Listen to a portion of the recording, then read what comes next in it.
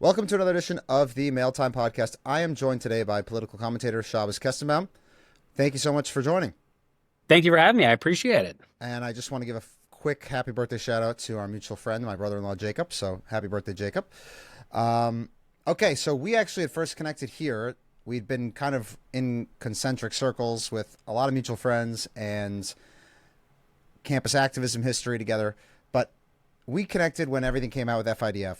And you were quick to comment, I saw on a post on Instagram.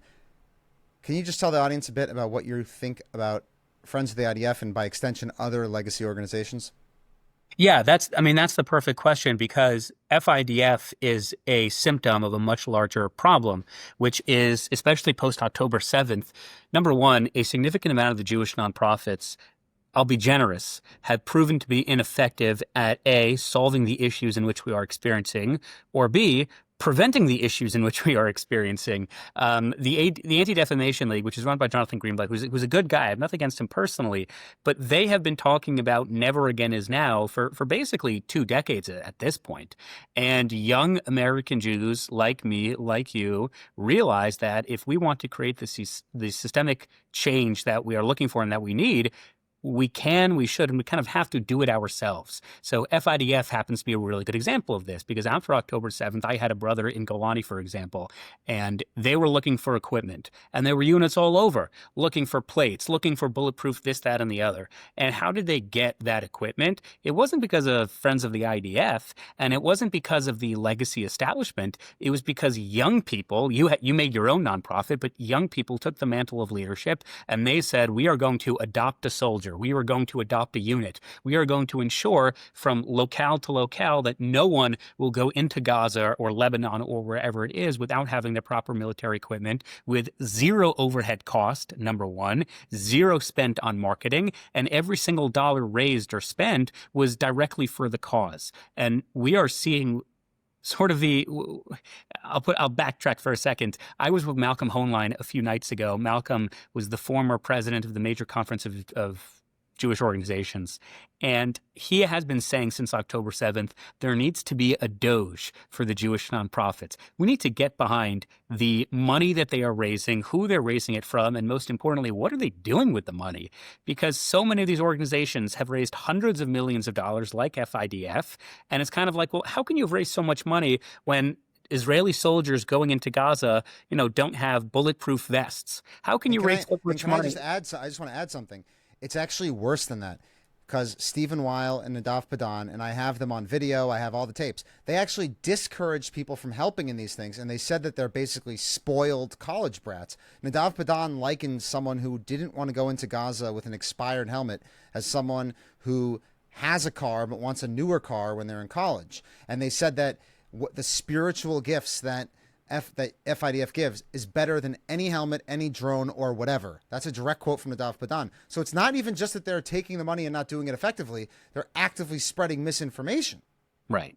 Right. And that's, of course, is nonsense to say that having those toothbrushes or pajamas, whatever they are worth way more than a helmet or whatever it may be. So if you want to support soldiers on the ground, here's the newsflash. Just support soldiers on the ground. Why go through the middleman? Why go through FIDF? And again, there are so many other examples of this. Hillel International, which is run by Adam Lehman, who, again, is a good guy, nothing against him. But if you want to support Jewish students on American campuses who are fighting anti-Semitism, you know what you should do? Support Jewish students on American campuses fighting anti-Semitism. Why give it to the big organization? Just give it directly to the students. Give it directly to the soldiers. It has really been proven that so much of the funding that is going to these major nonprofits, it's just wasted. And you can look at the salaries, because it's public information. These are nonprofits, of course. The salaries are remarkably bloated. I mean, to an almost unethical degree. We are at an existential moment. This is the greatest existential crisis the Jewish people have faced since October 7th.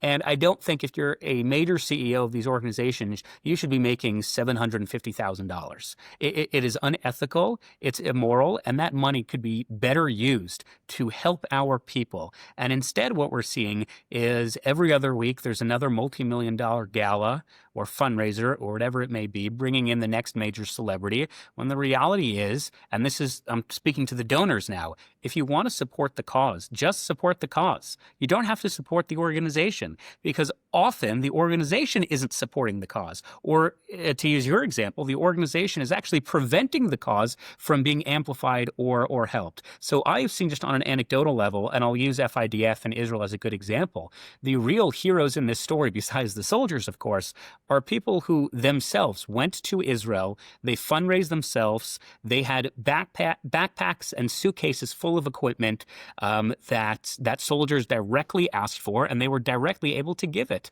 And that's something that so many of these Jewish organizations are both unable and unwilling to do.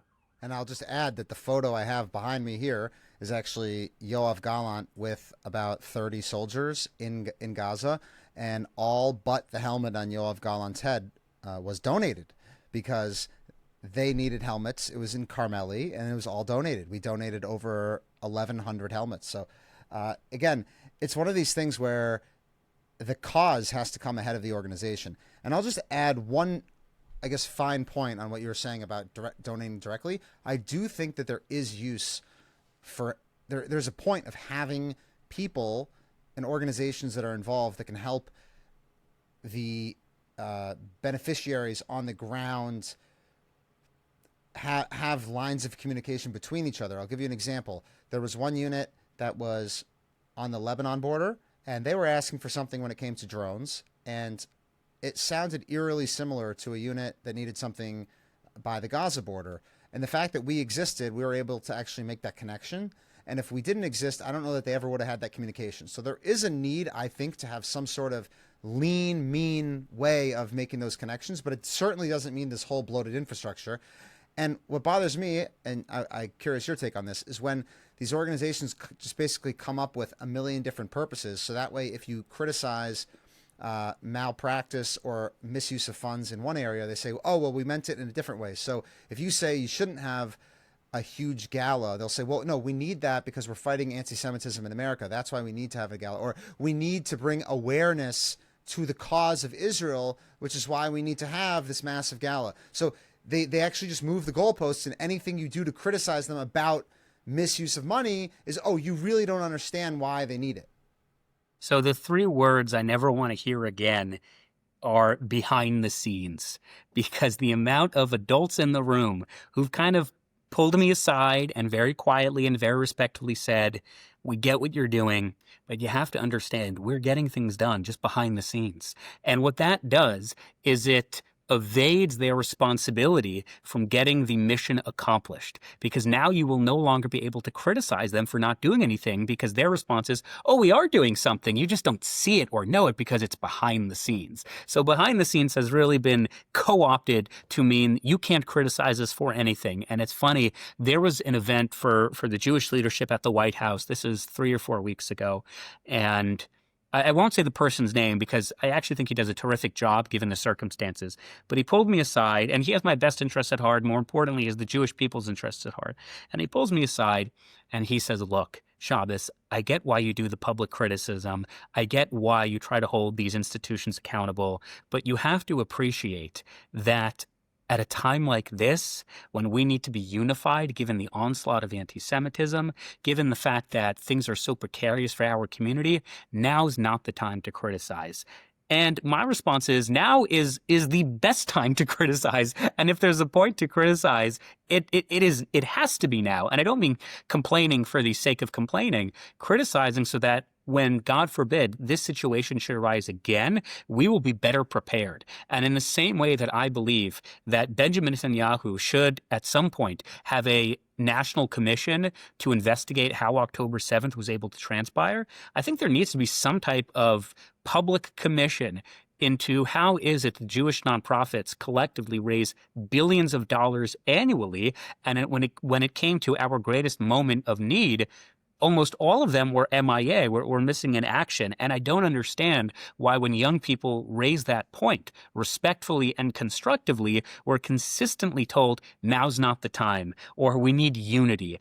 And again, those are just convenient excuses whereby the adults in the room can choose not to do anything in this false sense of unity and togetherness. 100% agree. And I'm pulling up the receipts here, because so often they say, oh, that's not actually what we said. That's not what we did. So JFNA, Jewish Federation of North America, updated October 17, 2023. While Israeli soldiers may not need supplies, hundreds of thousands of Israeli civilians have suffered. Consider a contribution to meet urgent needs through Jewish Federations of North America. I mean, the chutzpah. They're telling you, oh, these people are crying for their lives on the front lines. But nope. And then they say, while Israeli soldiers may not need supplies, there are hundreds of thousands of Israeli civilians who are in real need. So the people on the Israeli front lines, the soldiers, those are fake. They don't know what they're talking about. Don't listen to them. Just give your money to JFNA. So are we supposed to sit here and just say, oh, JFNA, you get a pass. I know you meant well. I mean, at what point is there any accountability? These people literally endangered other people's lives. They were begging for help. They needed help. People wanted to give. JFNA wanted, people were asking JFNA, hey, what do I do? They're asking FIDF, what do I do? And they say, oh, no, there's no real needs. How is this acceptable? It's interesting you bring in JFNA as an example. I did a panel for Prisma about a year ago, and the panel was myself, a school teacher, and actually Eric Fingerhurt, who's I think his official title is CEO or executive director. Great guy, by the way. JFNA. So again, none of this are personal attacks, God forbid. I have nothing against any of these individuals. What I am trying to show is that the organizations can, should, and have to run better.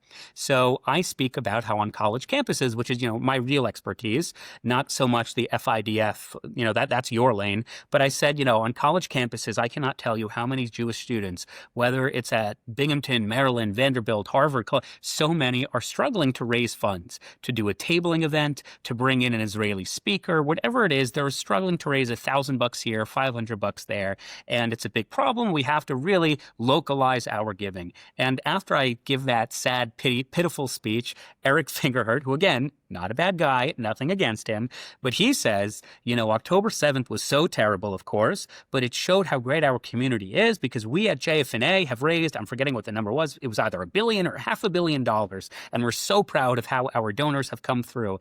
And I'm sort of thinking have you not listened to anything I said? I don't doubt that the money is there. It can be raised. What I do doubt, because it's not happening, is that the money is always going to the right places and to the right people at the right time. Jewish students are unable to fund the programs that they know would help combat the anti-Semitism and the anti-Americanism and the political indoctrination on their campuses. Israeli soldiers know what the equipment is that they need. They know that the supplies that would enable them to defeat whatever it is they need to defeat in Gaza.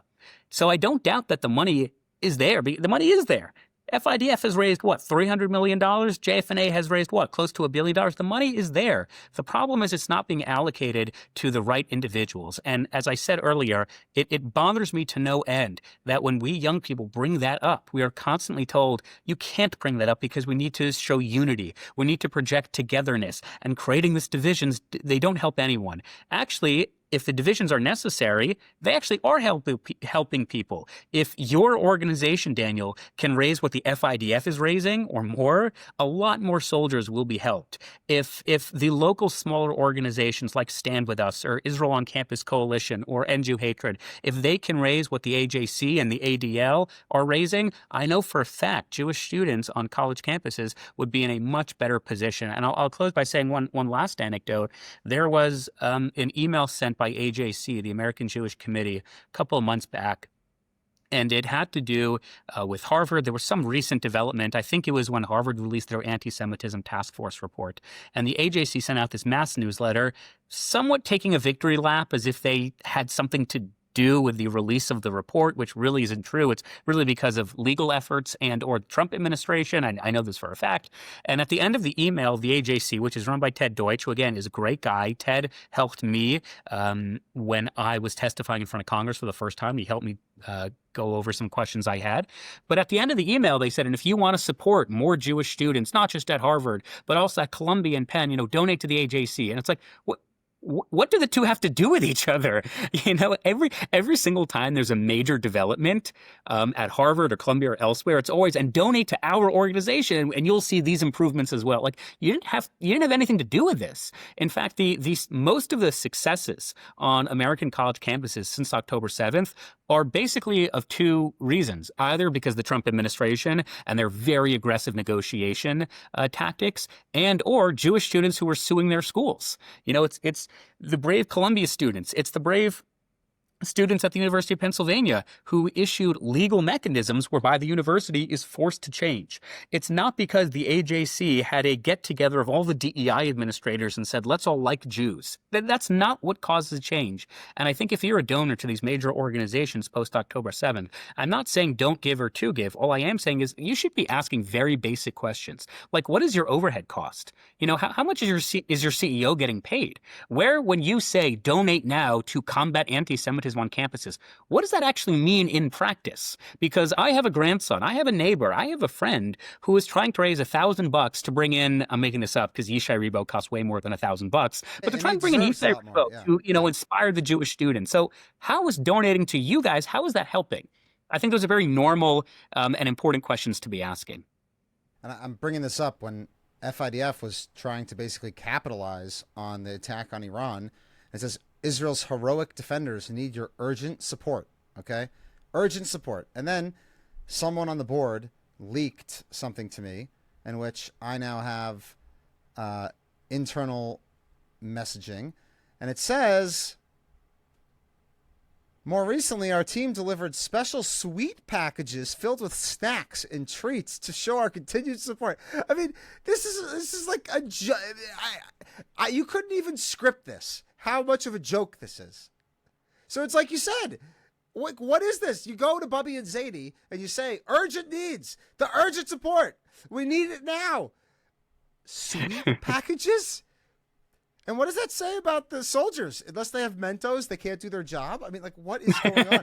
Right. If the success of the operations in Gaza depend on the soldiers having Mentos, then that really calls into question their efficacy. But it does drive home the importance of what you're doing, which is to say this, you know, give directly to me, Daniel, and to my organization, and we will give that money directly to soldiers, but not just we'll give the funds to soldiers. The things that they've told us directly we need, we'll just give it to them. And again, forget about we don't have a marketing budget and overhead costs.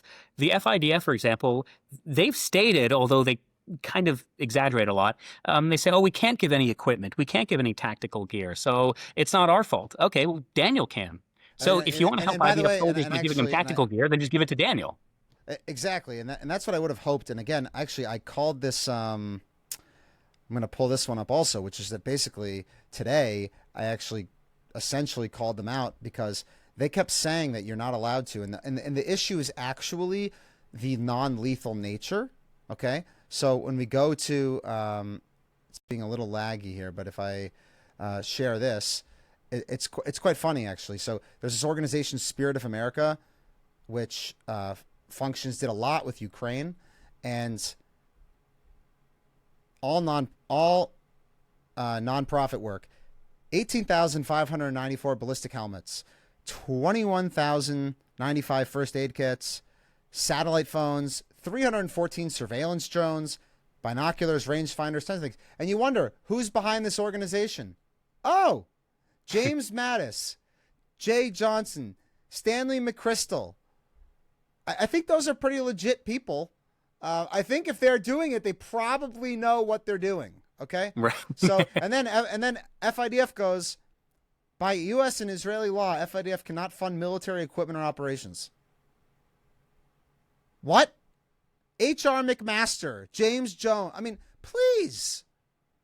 It's crazy. So that's what we've been doing, Unit 11741. We've been, and I named it Unit 11741 because as we were meeting with members of Knesset and people in the Army, I wanted them to remember that our operations center was in zip code 11741. We're literally doing the job in America that should be done over there, but that's a different story. But again, all you have to do is say, what do you need? We care about you. We're not in this for the money. We're in it so Israel and the Jewish people can win, and we want to help you. That's it. And I hope that these big organizations can just remember that they're there essentially as a service for the people who need it. It's not the opposite. And for whatever reason, they've just gotten away from this.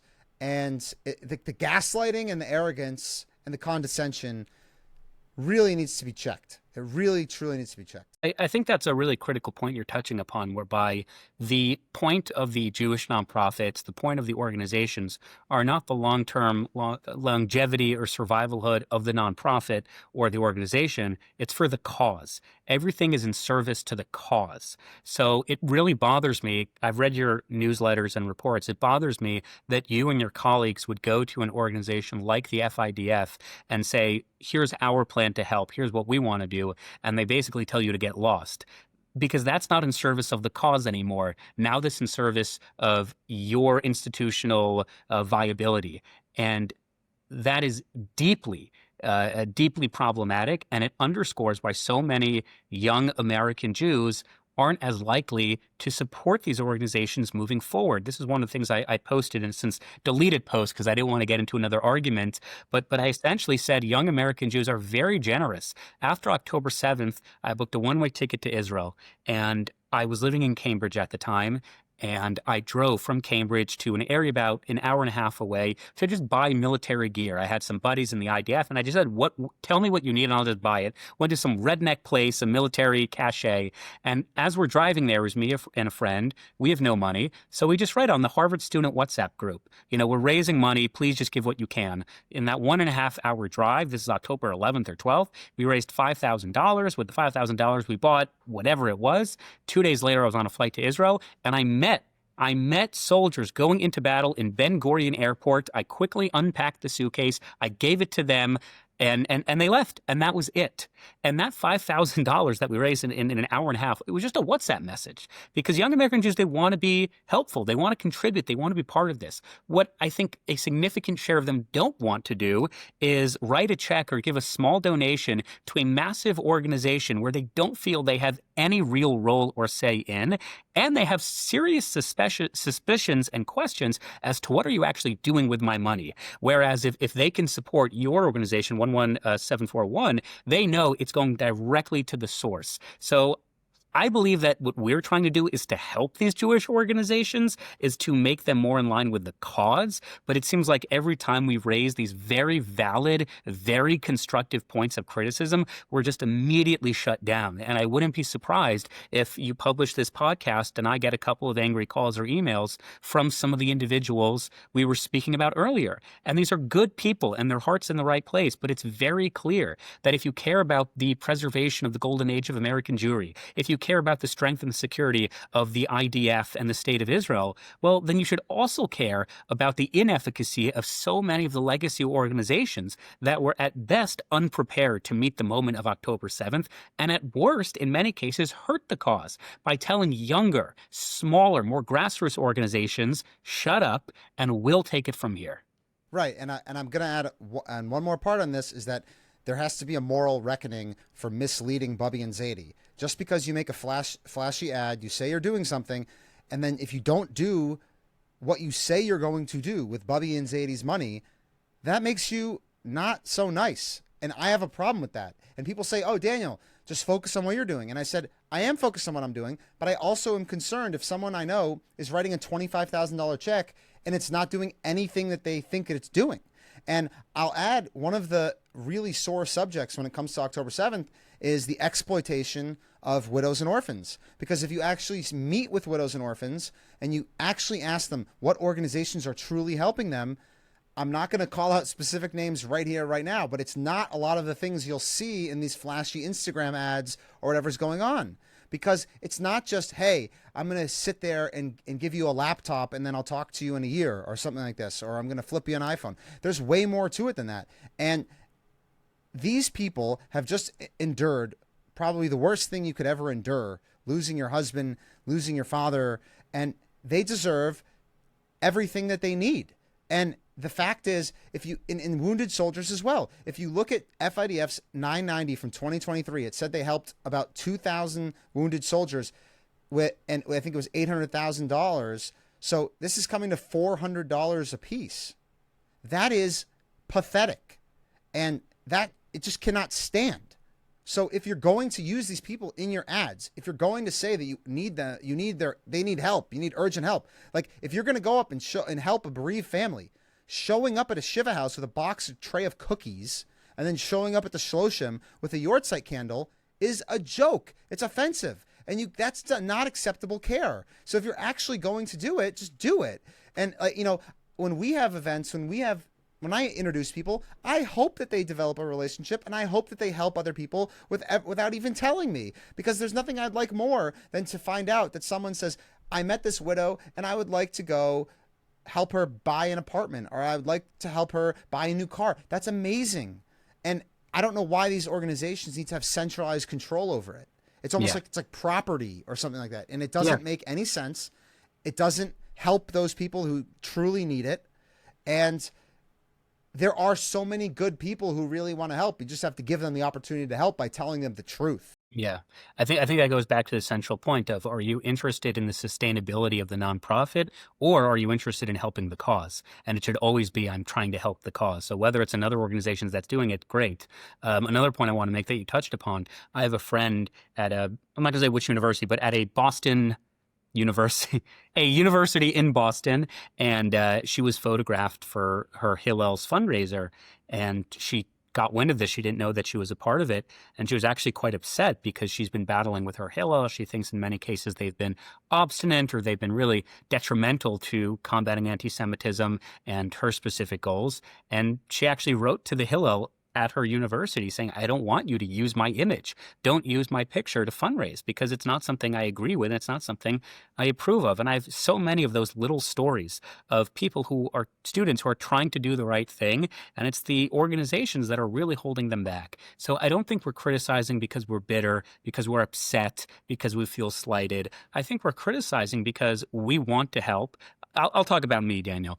Oh, we're in it together. I have no interest in it. We both want to help. That's for sure. Yeah. I'll talk about me is in respect to, I was not involved in this space before October 7th. I think you were. I think that's where we have some differences. I was not involved in this space.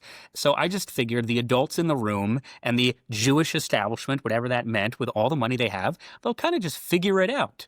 And it became readily apparent that that was not the case. And when you had soldiers reaching out to their friends from high school back in New York saying, hey, do you think you can raise, $3,000 for a drone and a this, you realize what the heck is going on? And as I said, young American Jews want to be part of the solution.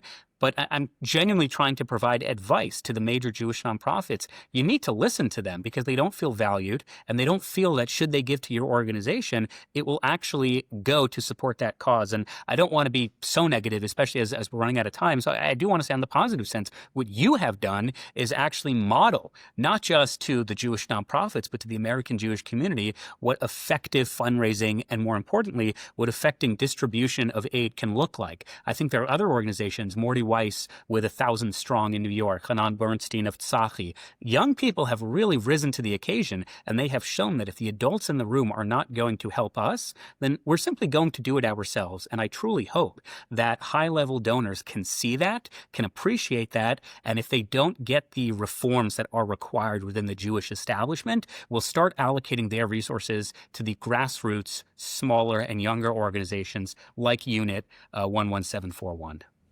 Thank you so much. I really appreciate it. And again, and I think something just to note is that it takes a bunch of volunteers. There's so many people who want to help, and the Jewish people, fundamentally good people that want to help. And it's just empowering and saying that there are people who want to work or volunteer for free. They do want to help.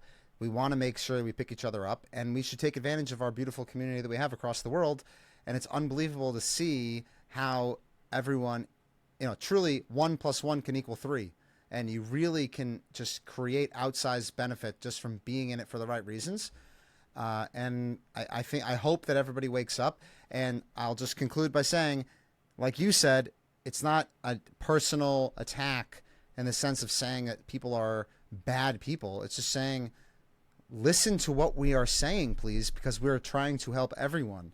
Yeah. And God willing, they do. So Yeah, the best case scenario would be all of the Jewish nonprofits are acting at 100% maximum efficiency, and all of the causes are being met with this speed and the dedication it requires. That would be the best case, that all the efforts are being funded and they're all going to the right places. So we all want what's best for the cause. We just obviously have very, very major disagreements as to how best to get there. So thank you for having me, and more importantly, thank you for everything you're doing. And I hope your listeners and my listeners, if you're watching, you'll support Daniel's organization too.